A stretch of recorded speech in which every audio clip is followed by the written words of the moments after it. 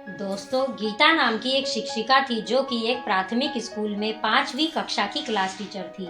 दोस्तों, उस शिक्षिका की आदत थी कि वो हमेशा अपने क्लासरूम में आते ही क्लास के सभी बच्चों को लव यू ऑल बोला करती थी। लेकिन वह शिक्षिका अंदर ही अंदर जानती थी कि वो सत्य नहीं बोल रही है, क्योंकि वह शिक्षिका अपने क्लास के सभी बच्चों से एक जैसा प्रेम नहीं करती थी। दोस्तों, उस क्लास में एक ऐसा बच्चा था जो उस शिक्षिका को बिल्कुल पसंद नहीं था और उस बच्चे का नाम संजू था। संजू हर रोज बहुत खराब स्थिति में स्कूल में आया करता था, यानी कि संजू के बाल हर रोज खराब होते थे, टी शर्ट के कॉलर पर मैल के निशान और संजू के जूतों के फीते हर दिन खुले हुए रहते थे। पढ़ाई के दौरान भी संजू का ध्यान कहीं और ही रहता था।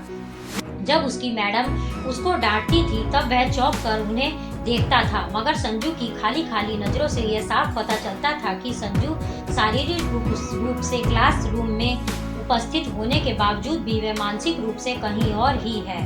धीरे धीरे उस शिक्षिका को संजू से नफरत सी होने लगी और क्लासरूम में घुसते ही संजू अपनी शिक्षिका की आलोचनाओं का निशाना बनने लगता था। दोस्तों, सब बुराई के उदाहरण संजू के नाम पर किए जाते थे और क्लासरूम में स्थित सभी बच्चे संजू पर खिलखिलाकर हंसते रहते थे और शिक्षिका हर रोज संजू को अपमानित महसूस करके संतोष प्राप्त करती रहती थी और संजू ने कभी भी किसी बात का कोई जवाब भी नहीं दिया। दोस्तों, एक बेजान पत्थर की तरह संजू उसकी मैडम को लगता था। उसके भीतर आत्मा नाम की कोई चीज ही नहीं थी। संजू अपनी मैडम की प्रत्येक डांट और सजा के जवाब में वो उन्हें बस खाली नजरों से देखता रहता और अपना सिर झुका लेता था। अब मैडम को संजू से गंभीर नफरत हो चुकी थी। अब पहला सेमेस्टर समाप्त हो गया था और प्रगति रिपोर्ट बनवाने का समय आ चुका था। तो उस शिक्षिका ने संजू की प्रगति रिपोर्ट में बहुत सारी बातें लिख दी जो संजू में थी। छात्रों के प्रगति रिपोर्ट को उनके माँ बाप को दिखाने से पहले स्कूल के हेडमास्टर के पास जाया करती थी। जब हेडमास्टर ने संजू की प्रोग्रेस रिपोर्ट देखी तो उन्होंने संजू की क्लास टीचर को बुला लिया और उनको कहा कि मैडम, प्रगति रिपोर्ट में आपने संजू की प्रगति के बारे में कुछ तो लिखना चाहिए था ना। आपने संजू के बारे में तो कुछ भी नहीं लिखा। इससे तो संजू के पिताजी बहुत निराश हो जाएंगे। फिर मैडम ने हेडमास्टर जी से कहा, मैं आपसे माफ़ी मांगती हूँ सर, लेकिन संजू एक बिल्कुल ही निकम्मा बच्चा है और मुझे नहीं लगता कि मैं उसके प्रगति रिपोर्ट में कुछ लिख सकती हूँ। फिर मैडम इस लहजे में बोलकर वहाँ से उठकर चली गई। अगले दिन हेडमास्टर ने एक विचार किया और उन्होंने चपरासी के हाथ में मैडम की टेबल पर संजू की पिछले सालों की प्रगति रिपोर्ट रखवा दी। अगले दिन जब मैडम ने अपने क्लासरूम में प्रवेश किया तो उसकी नज़र संजू की पिछले साल की प्रगति रिपोर्ट पर पड़ी। मैडम ने उसे पलटकर देखा तो उन्हें यह पता लग गया कि यह संजू की प्रगति रिपोर्ट है।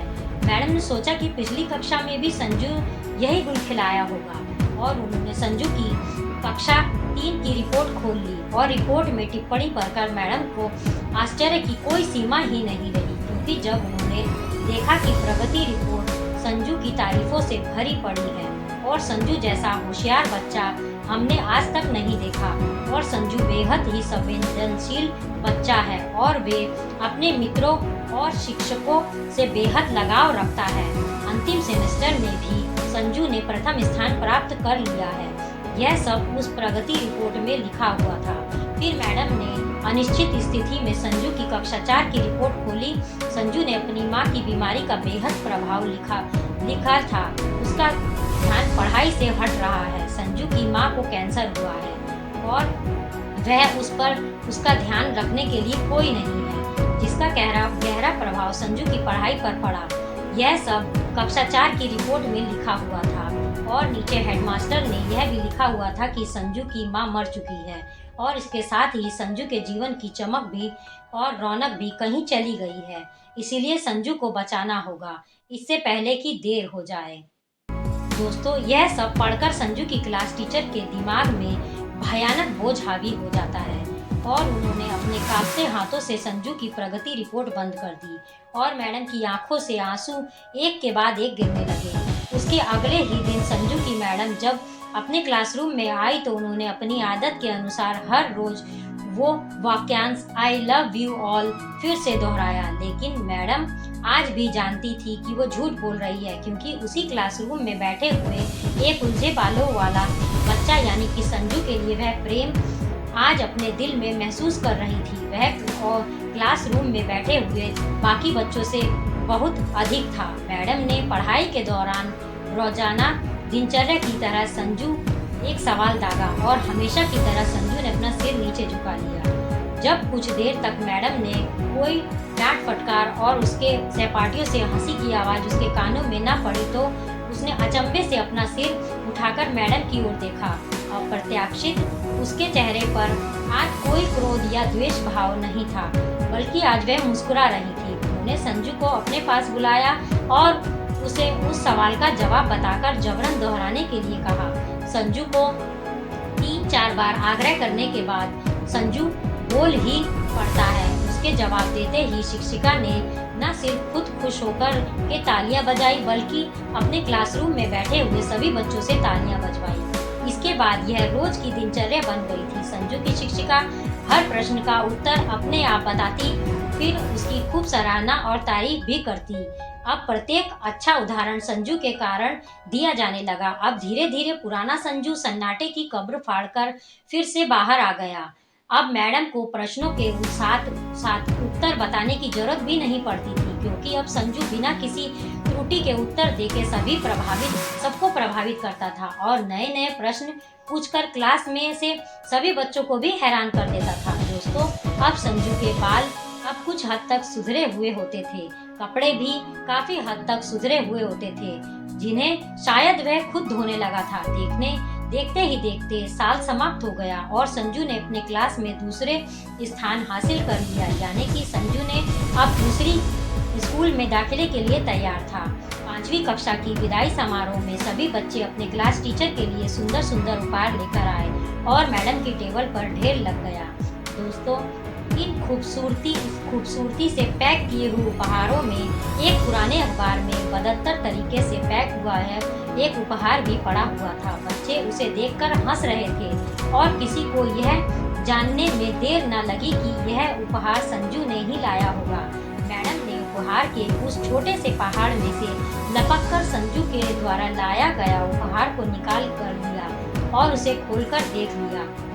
उस उपहार के अंदर एक महिलाओं के द्वारा यूज करने वाली इत्र की आधी यूज की हुई शीशी थी और एक हाथ में पहनने वाला एक बड़ा सा कंगन था, जिसके ज्यादातर मोती झड़ चुके थे। मैडम ने चुपचाप उस इत्र को खुद पर छिड़का और हाथ में उस बड़े से कंगन को पहन लिया। यह दृश्य देखकर सब बच्चे हैरान रह गए, खुद संजू भी। आखिर संजू ने यह रहा ना गया संजू से और वह अपने मैडम के पास गया और खड़ा हो गया।